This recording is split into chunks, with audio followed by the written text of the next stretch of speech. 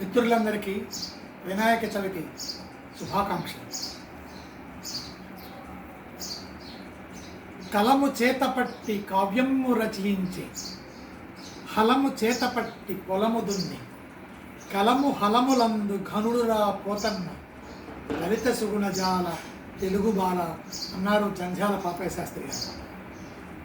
అటువంటి కలము హలములందు ఘనుడైనటువంటి మన తెలుగు పుణ్యాల పేటి బమ్మెర పోతన గారు భాగవతంలో వినాయకుని గురించి స్తుతించారు.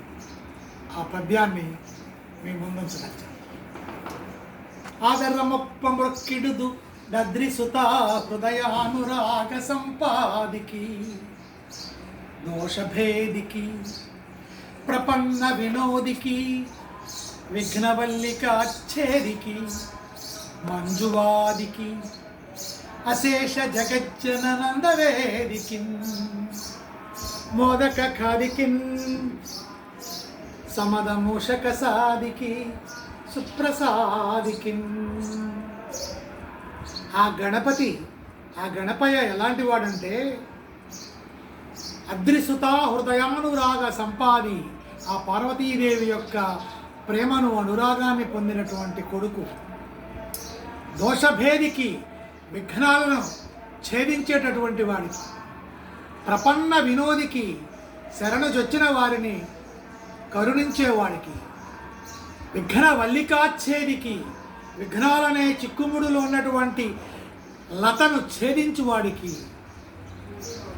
మంజువాదికి మధురంగా సంభాషించేవాడికి. అశేష జగజ్జన నందవేదికి జగత్తులోని సమస్త ప్రాణులకు ఆనందాన్ని కలిగించేవాడికి. మోదక ఖాదికిన్ ఆప్యాయతతో కుడుములు తినేటటువంటి ఆ గణపయ్యకు. సమద మూషక సాదికి పొగరెక్కినటువంటి ఎలుకపై స్వారీ చేసేవాడికి. వినాయకుని ఎలుక పేరు అనింద్యుడు అంటారు.